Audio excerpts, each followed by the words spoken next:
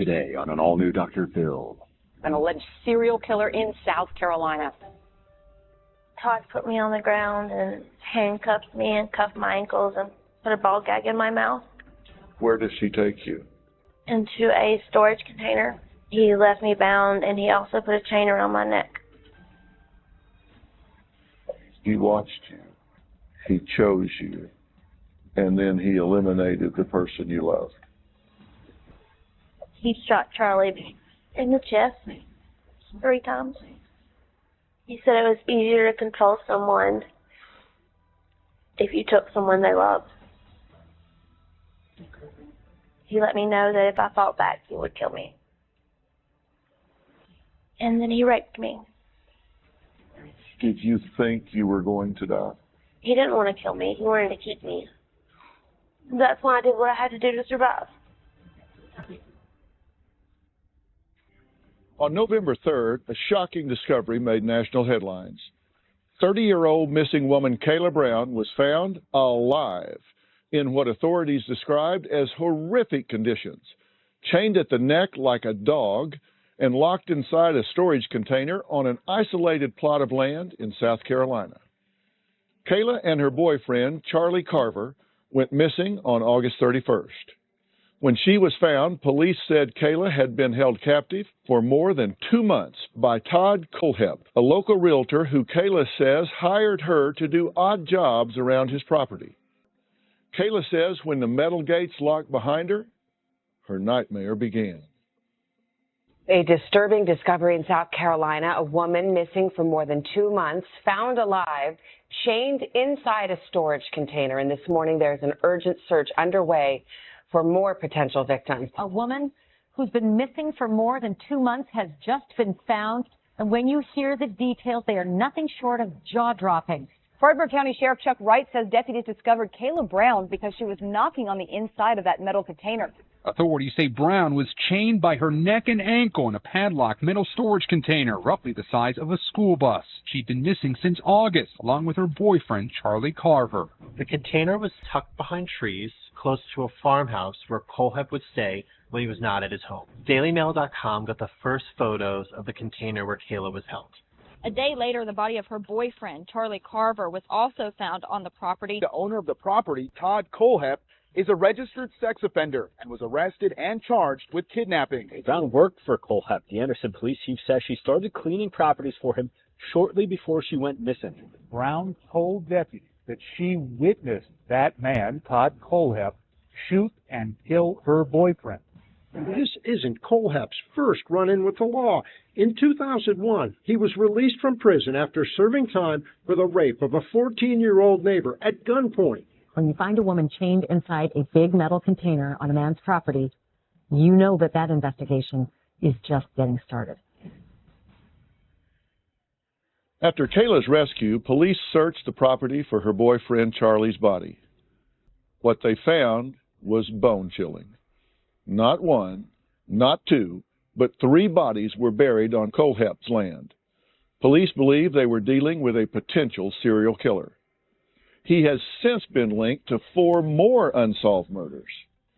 The kidnapped woman in South Carolina found chained inside a storage container has revealed the twisted tale of a potential serial killer. Another big development in this case, investigators took Colehep back to the property. Colehep showed the sheriff's investigators where he had buried Carver and 2 drifters he murdered after allegedly hiring them to work on his property. Authorities released the names of a Spartanburg couple found shot and buried on the property of accused murderer Todd Colehep. According to the coroner, the 2 were buried for at least 11 months. The female victim, Megan McGraw-Coxey, was 25 years old, and the coroner says she was shot in the head. Her husband, Johnny Joe Coxey, was shot in the torso. An alleged serial killer in South Carolina. Investigators say Todd Colehep confessed to an unsolved quadruple murder from 13 years ago. 4 people were shot and killed at Superbike Motorsports in Chesney. With 7 bodies finally accounted for, the question on everyone's mind is, are there more out there? This terrifying mystery only now starting to unravel. What happened inside that container? What nightmare did Kayla survive at the hands of an alleged serial killer? It's the story that has never been told. Today, she reveals all. But first, Kayla's mother, Bobby Newsom, is here in an exclusive interview. This is her story. Before we even get started, how are you doing through all of this? As a parent, I cannot even imagine what you've gone through. It lets you know just how strong you can be. It challenges everything that you are. No parent should ever have to experience not knowing where your child is. Having the idea to actually pass through your mind that she may not come back. So who was it that first said, I should be hearing from her, but I'm not? That would have been her friend. There was actually several friends because they had made plans to have like a dinner.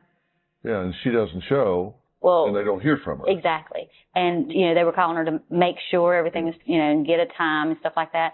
And she wasn't answering anybody. Once you realize, because her car's parked at her apartment, and you realize she is missing. Well, see, I thought at first it was just them messing with me because, I guess I wanted it to be, if that, Of course. You believe anything. You want to believe anything, but... That's the reason I didn't call the police first. I know that sounds horrible, but I started calling a couple of friends and her friends. And then, but when I realized it hit home a little more. As a parent, take me through the moment when you realized there's foul play here. My daughter's been taken. Even though I knew it wasn't right because she wasn't contacting anybody, she wasn't on social media. In my mind, I guess as a parent wanting the best case scenario, I was hoping they'd went to the beach and just didn't want, I just had to keep telling myself, she's okay. We can find her. She's okay. There is something going on, but she's strong.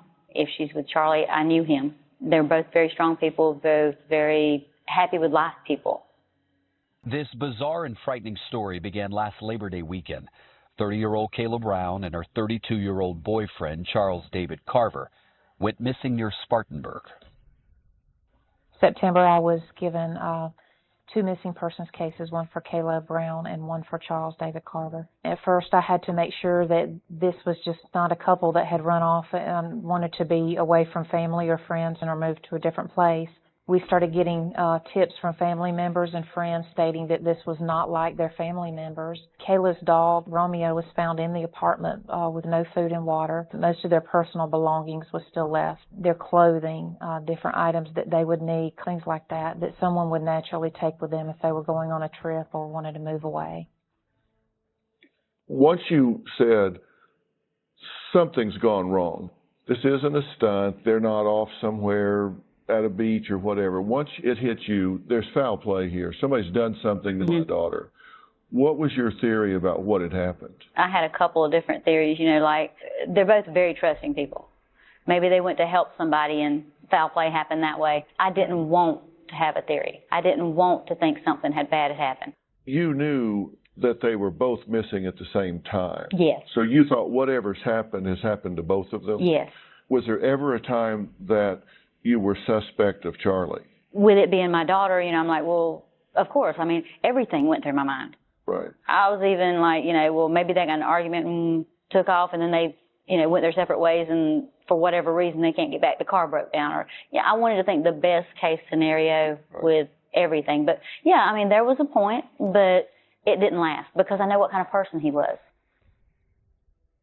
After searching for her for 2 months, handing out flyers, doing everything we could do, my friends would ask me, do you think Kayla is dead? And I would tell them, unfortunately, I think there's a 99.9% chance that she probably is. At this point, was it in your mind that you're searching for your daughter or you're searching for your daughter's body? I was searching for my daughter. I never was expecting to recover her. I was expecting to find her. How about the people around you? Were they more skeptical? They were like, we're going to find her, we're going to find her. And then after, of course, about a month or so, especially I remember someone said, at this point you need to realize that there's a possibility that when you find her, she's not going to be alive. And me being mom, I basically said, I don't expect you to ever speak to me again.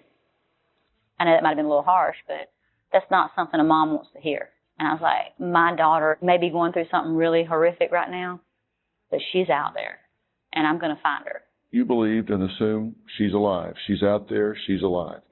What was the worst case scenario that went through your mind? During the time that she was missing, some Facebook posts popped up. What did you think when you saw those? It didn't occur to you that it was who had your daughter. When you drove through that gate, you had not one inkling that it would be 2 months before you would come back through that gate and you would come back out alone. What was the worst case scenario that went through your mind? Injured, being held against her will, that kind of thing. Did you know this Todd? No. So you had no reason to suspect him. He wasn't on your radar at all. Not for the first couple of weeks. And the reason I say that is I tried to find out every friend she had, but I know that on Facebook they had talked about jobs, like cleaning house or whatever. I'm like, okay, he may be somebody to, of course I sent that to the detectives, but that's the only time. But as far as I didn't even know what he looked like. You didn't know who he was or if he had a criminal background or didn't? No. You just knew this was somebody that was in her contacts. Exactly. Did that ever worry you as a mother that she would take on a project here or a project there? No, not really, because most of the time when she did something like that, it was for a friend or someone that a friend had spoken for. And most of the time she would never go by herself. And in this case, that was the case. She did go. And she even took a gentleman. She took Charlie, a man. So, normally you think you're safer. But she had never mentioned working for this person before. Oh, no, she had mentioned about a month or so before that, she said something about making side money. I said, how? Cleaning houses. I said, well, how'd you find out? She said, well, it's a realtor company. She said, he actually pays pretty good, considering the work I do. I said, do you go by yourself because some of these empty houses? She said, no, I always take somebody with me. And so I didn't think anything else of it. Todd Kolop was considered a success. I just made him around town. He did his job very well. He was a good realtor. Kolop was not married, lived in a nice home. He drove a BMW and had a pilot's license. So this is a licensed realtor, and he's paying legitimate money for legitimate work. Mm-hmm. Figure, okay. Mm-hmm. And she's not going alone, so no red flags. No. Only days after the couple was reported missing, someone was leaving cryptic messages on Facebook pages that belonged to Kayla and Charlie. They indicated the couple had gotten married, bought a house, and were just fine. During the time that she was missing, some Facebook posts popped up. Were they on her account or on Charlie's account? No, her account never had any activities. It was always Charlie's. What did you think when you saw those, when you learned about those? The stuff that was popping up was completely out of character. Charlie was a writer. He was in the process of writing a book. The stuff that was being put on there, some of the words were misspelled. He even misspelled his own name one time, the person that was doing it. So I knew from the beginning that it wasn't him. And I figured it was just somebody sick out there that had hacked it. They said they got married. Then there were some other things posted. You didn't believe any of it. No. You thought it might just be some internet troll. It didn't occur to you that it was who had your daughter. I mean, of course, it was a thought that crossed my mind. Did you ever respond to any of those posts? A couple of times, and then I was advised and thought better of it, so I stopped. You were advised? By the police. To not engage? Yes. Take me through the moment when you discovered that she had been found. Somebody knocked at the door, and it was one of the detectives that I recognized. And he said, we found your daughter. Of course, I couldn't breathe. And I looked from him to the lady that was there, and she said, she's fine. And I literally do not remember walking from my kitchen to them, but what I do remember is being on my knees and them helping me up. I don't remember anything between that. And they say, she's asking for you, and we're going to take you there now. That was the longest drive I've ever had in my life. When you heard the words, she's fine, what happened inside of you? It was like a dam broke with relief. I didn't even think what could be wrong with her. I mean, maybe she's hurt. None of that. Just the idea that she had been found. And what did you think when they said, she's fine, she's asking for you? My mind was going in every different direction. You know, she must be okay, because, I mean, it was just so many emotions at one time. They said she was okay, but I wanted to see it for myself. When they said she was asking for me, it just, my heart swelled. Where did you reunite with her? She was at the hospital. I opened the door and all I seen was not a grown woman. I seen my little girl sitting there. Somebody had done something to. I ran to her. I couldn't let go of her. I was probably holding her for, gosh, probably 10 minutes. You could see it in her eyes. She was so sad. Do you see a difference in her now than before? And what is the difference? She's a little more meek. This is a girl you're looking at. She went through modeling. She was in pageants when she, you know, just outgoing. I don't see my outgoing girl anymore. I see somebody that's somewhat withdrawn, somebody that's unsure, compared to a person that was always, I can do this, you know. Todd's mother made a statement, quote, "I want her to know how sorry I am." And I think Todd is too. Because he didn't want her to. He just didn't know what to do. Todd is not a monster. He's never been a monster. He did some bad things, but a monster? No. What's your reaction to that as a mother? I think she's speaking in a mother's defensive mindset. He is a monster. Me and Charlie were standing there holding hands. Todd walked out, and he shot Charlie before he ever even made it completely out the door. He never moved again. Where did she take you? Into a storage container. He left me bound, and he also put a chain around my neck. Dr. Phil's exclusive interview with Kayla Brown continues.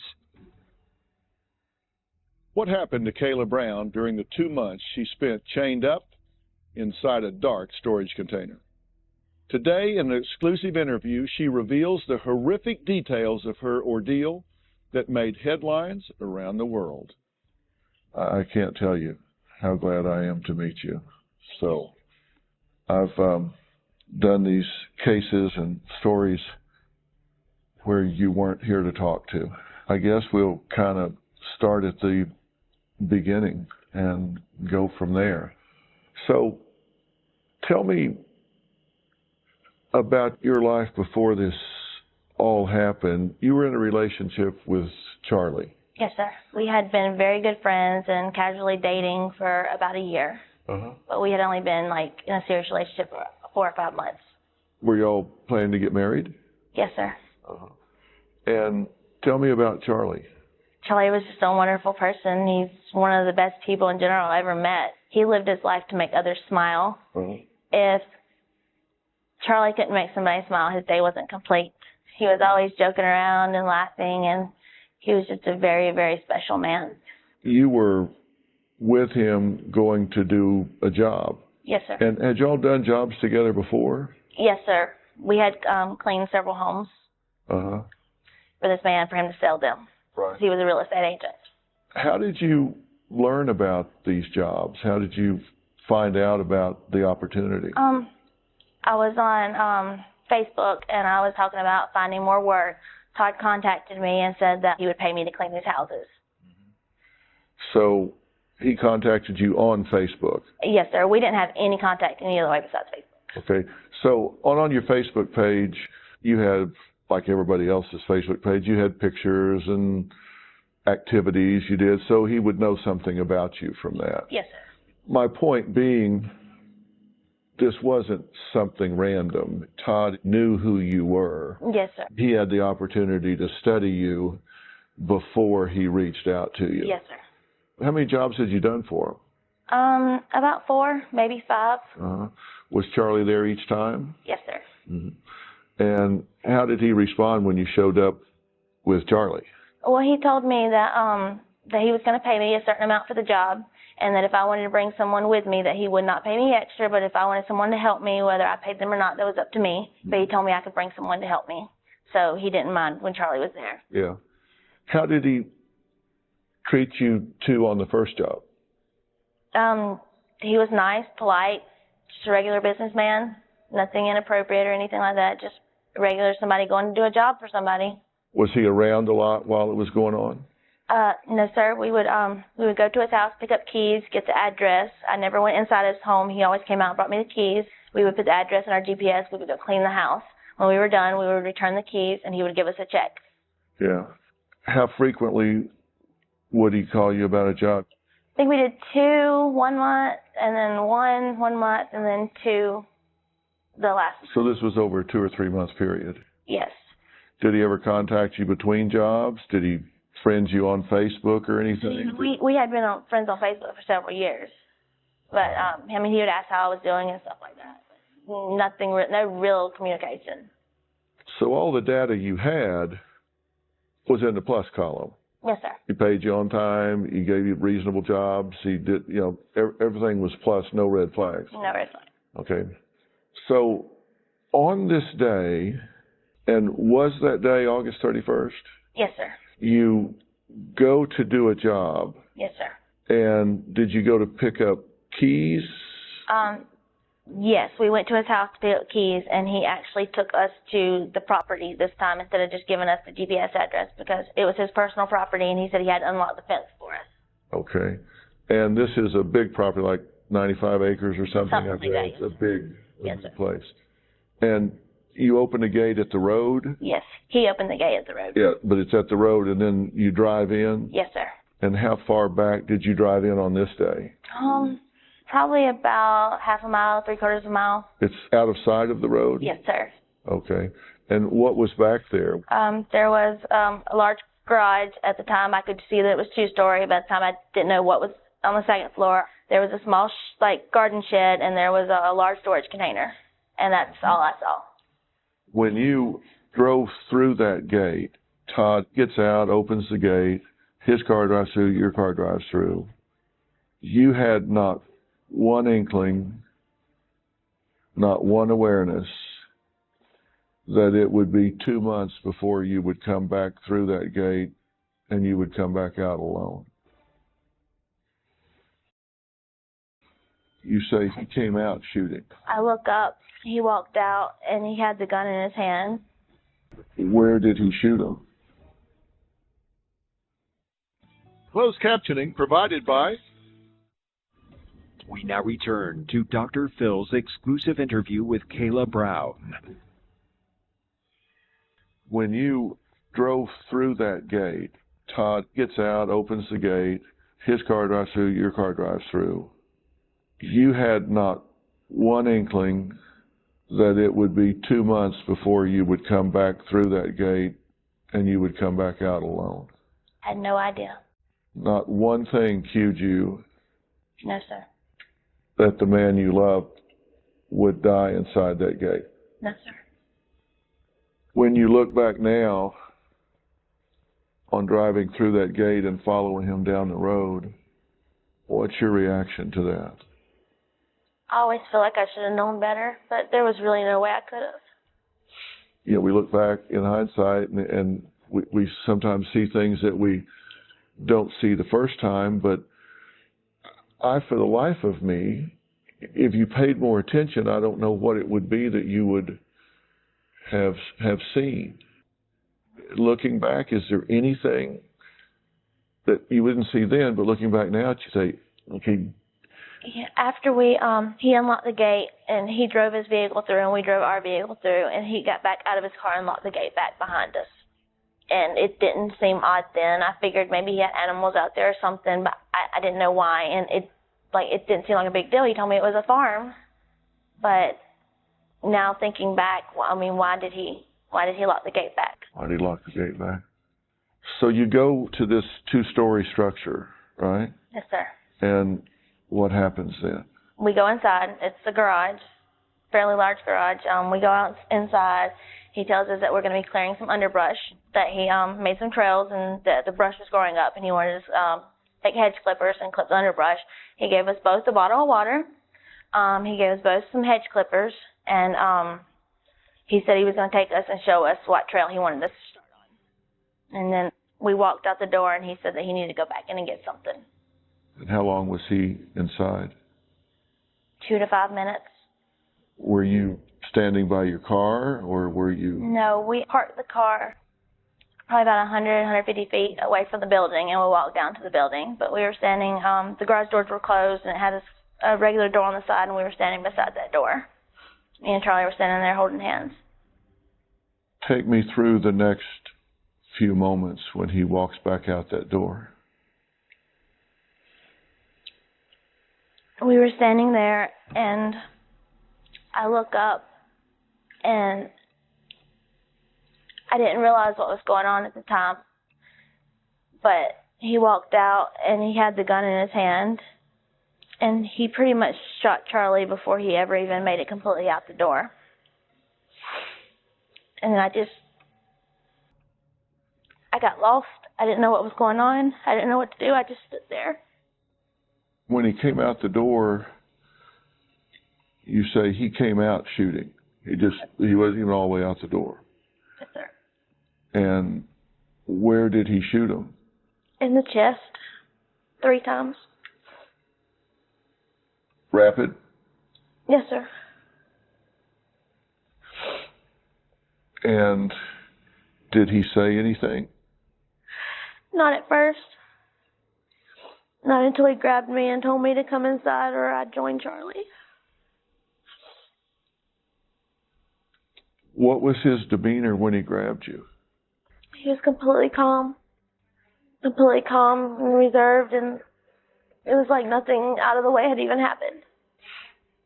He wasn't raging, he wasn't red-faced, he wasn't yelling or screaming? No, sir, he was completely calm. And he grabbed you by the arm? No, he came up behind me and he put his arm around my neck. And headlock-like? Yes, sir. Did you struggle to get away from him, or were you in shock? I was in shock. I just went. He told me to go and told me to go, or I could join Charlie, and I just went. I was numb. I couldn't think. I still hadn't comprehended what had happened. Well, boy, even in shock, did you make the right decision, I can tell you. Because psychologically, I have no doubt he would have shot you where you stood. So he puts his arm around your neck and pulls me into the building. Do you know at that point that Charlie is dead? Todd put me on the ground and handcuffed me and cuffed my ankles and put a ball gag in my mouth. You're 3/4 of a mile from the road in the middle of nowhere. Why do you think he did that? Closed captioning provided by Dr. Phil's exclusive interview with Kayla Brown continues.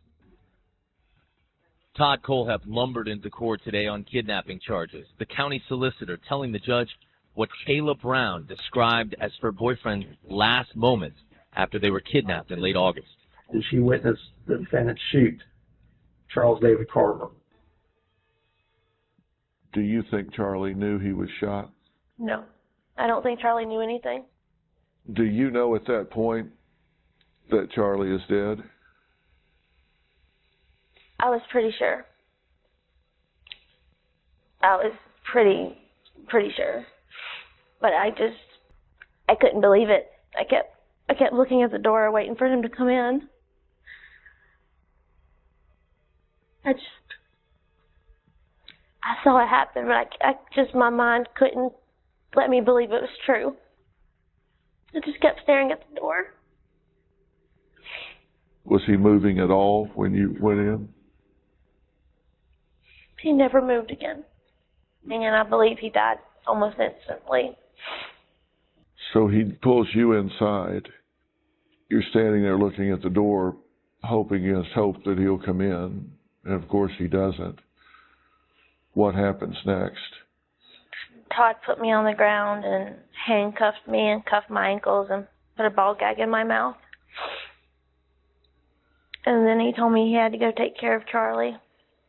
And he left me there. When you say he cuffed you, did he have handcuffs? He had handcuffs and he had ankle cuffs. So he had them there. This wasn't an impulse thing. No, he was prepared. Did he cuff you behind your back? Yes, At that point, was he rough with you? No, sir. He still was Completely methodical. really calm and level-headed. And you say he put a ball gag in your mouth. Why do you think he did that? I mean, you're a half mile, 3/4 of a mile from the road in the middle of nowhere. I don't know. How long did he leave you there? I don't know. Time almost stood still, so I couldn't say. Was it 5 minutes or 5 hours? No, it was like maybe 20 minutes. Okay. And do you know what he did? Did he tell you what he did with Charlie? He went and wrapped him up, and he was wrapped up when I went back out, when I was taken out back out of the building, in a tarp, a blue tarp. Had you seen the blue tarp when you pulled up? No, sir. Well, Kayla, I have to stop asking you for questions for a minute and tell you I am so sorry for your loss. I'm sorry for what happened to you, but I am so sorry for your loss. And these things are just stacked on you right now, but you lost the man you loved, and you lost him violently and abruptly, and that's the most traumatic way you can lose somebody. And it's never easy to lose somebody, but if it's after a long illness, we prepare ourselves for it going into it. But Get to say goodbye. yeah, and you never got to say goodbye to Charlie.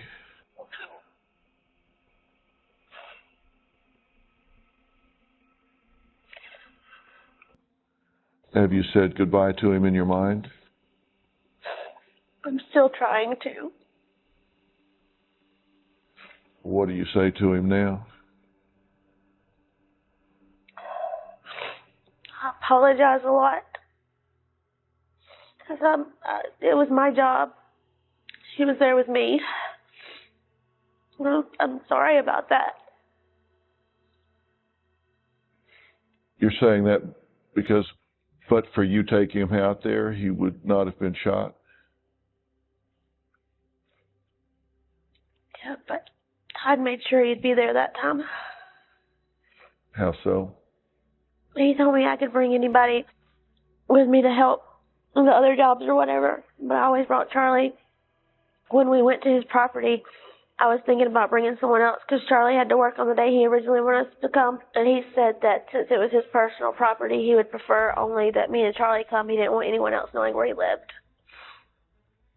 So he wanted Charlie there? Yes, sir. Did he ever tell you why? He said it was easier to control someone if you took someone they loved. How long was the chain? 2.5, 3 feet. That's this long. My neck was in one corner, my ankle was in the other corner. So when he left, were you in pitch black? Yes, sir. How long before he came back? We now return to Dr. Phil's exclusive interview with Kayla Brown. He said it was easier to control someone if you took someone they loved. So he thought this out. Yes, sir. It was easier to control someone if you took someone they loved. Yes, sir. So this was a torturous thing for you. He wanted to get that mind control. Yes, sir. So he watched you, he chose you, and then he eliminated the person you loved. I believe so. Well, let's talk about the early days first. So he takes you out. You see Charlie wrapped up. Where does he take you? Into a storage container. He took you straight there. And this was the one you saw when you drove up? When he took you and put you in it, Were you still cuffed at the ankles and the wrists? Yes, sir. So you were just shuffling along? Yes, sir. Were you still gagged? Yes, sir. And when he opened it and put you in there, what did you see when you looked in there? What was in there? It was pitch black, but he had a flashlight and he had a lot of shelving with like dried food and rations and stuff, and like lots of bottles of water. Did he come in there with you? Yeah, he took me all the way in the back. And did he leave you bound, or did he unbind you? He left me bound, and he also put a chain around my neck. And how long did he stay in there with you this time? Not long, just long enough to chain me up, and then he left me. How long was the chain? 2.5, 3 feet. That's it? That's this long. Mm-hmm. So in that container, you were chained into a corner and you couldn't move the length of the container. My neck was in one corner, my ankle was in the other corner.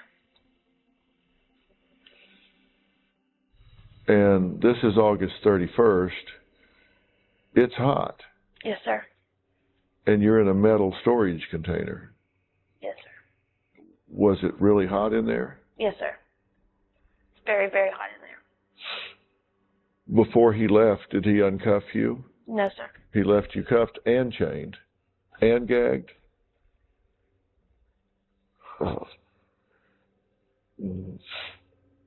What was the chain connected to? The corner of the storage container. Bolt or eye? Yeah, there was the little eye that goes across the corner. So when he left, were you in pitch black? Yes, sir. How long before he came back? It seemed like an eternity, to be honest, but he said it was only 2 hours. But that's just why, I don't know. Did you think it was the same day? It was the same day. It was the same I'm pretty sure it was the same day. Yeah. You hear him opening the door. What happened then? He talked about some stuff. Let me know that if I tried to run, he'd kill me. If I tried to hurt him, he'd kill me. If I fought back, he would kill me. And then he raped me. Did you think you were going to die? Closed captioning provided by Todd Colehep has been charged with 7 counts of homicide, unlawful possession of weapons, and kidnapping.